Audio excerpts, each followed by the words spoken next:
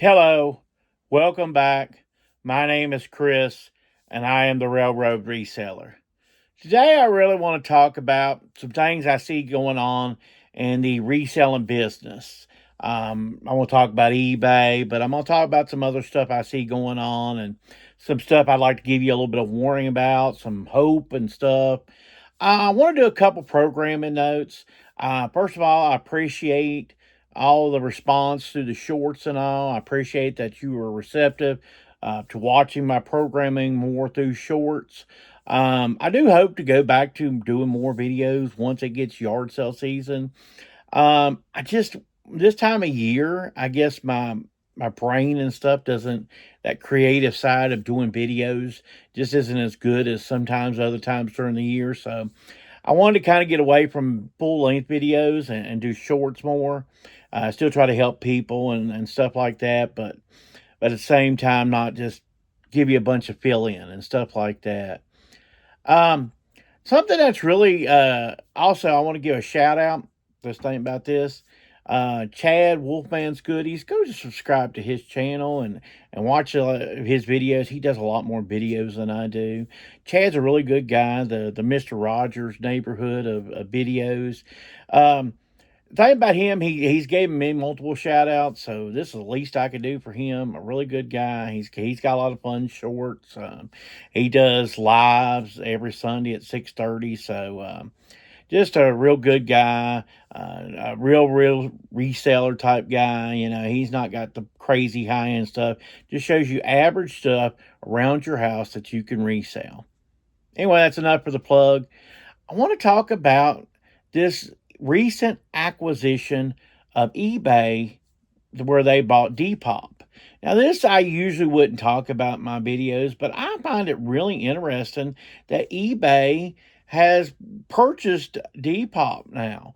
And I hope it's a really good venture. I think my thinking behind it is this that eventually there's just, honestly, in my opinion, there's too many platforms out there, and it took eBay to try to like eliminate a platform out there. And I really think what they want to do is they want to capture some more of the vintage clothing market.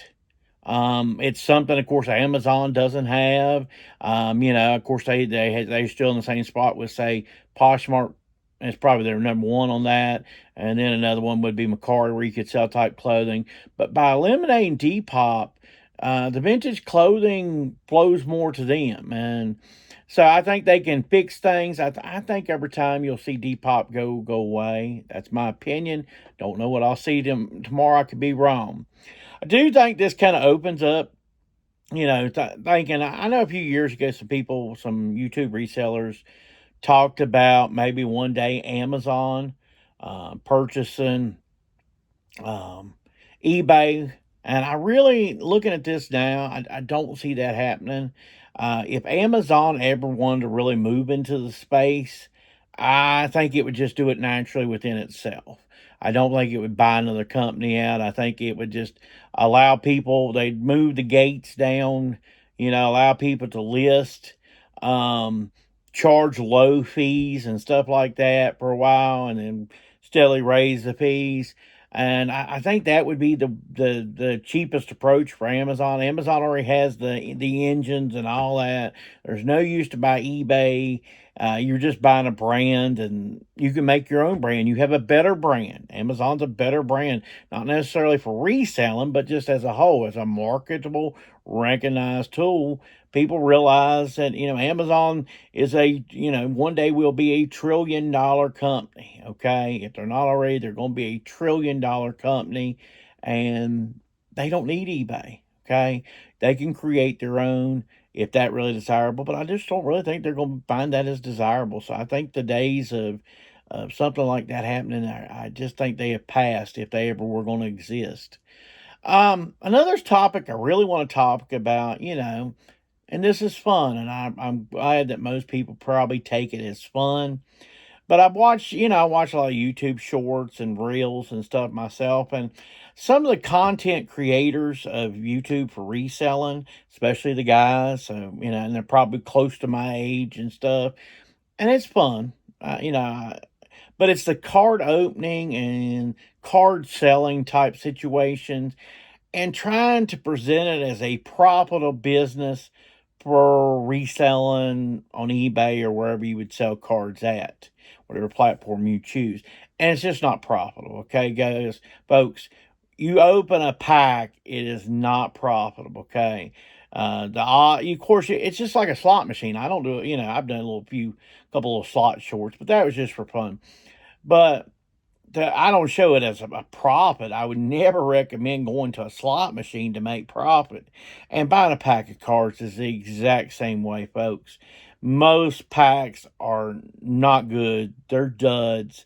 If you watch these videos and you have really true people that are content providers, they'll show you that they're not making money off the cards or the cards they pull. They're actually making the money off of your views, the advertising dollars, that type of stuff. I just don't want you thinking that that's a liable, great way to make money. Now, you may make a few bucks if you buy a large collection off somebody and sell the singles out. That's a way of making it. But what I'm talking about is opening the new boxes and expecting that to be a way to bring in revenue. That's not going to be a way to bring in revenue. The odds are extremely against you. Yes, it's fun. I've seen videos too where reseller does not know anything about Pokemon. They go buy a binder of Pokemon and pay good price for it. And there's no way they can make that money back. But what they know is they have a big enough audience that they can pawn that off on their audience to cover for that. But I just don't think. I think that sometimes we are responsible as YouTube content creators to provide. Hey, maybe that really wasn't the best clip, and I need to cut that out of there. And you don't have to show every purchase you make.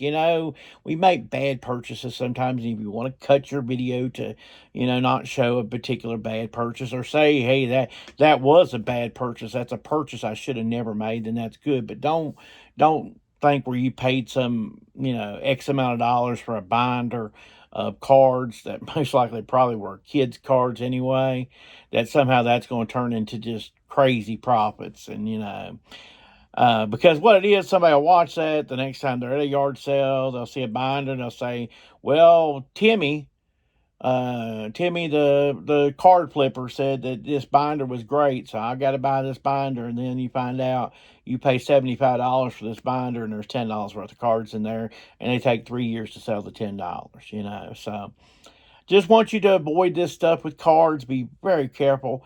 As a teenager and a young adult, I bought tons of baseball and football cards, and I lost my butt. So I am absolutely speaking from experience with cards and stuff like that. I don't want you to lose money on buying cards and stuff. If I have something that I recommend to you in these videos, it's because my own experience and coming out profitable and not putting a lot of money into something. Now, if you, by the same token, with the whole Pokemon or a card binder or something, you see, you're at a yard sale or state sale or something, they've got binders there, and they're like, take a binder, $10.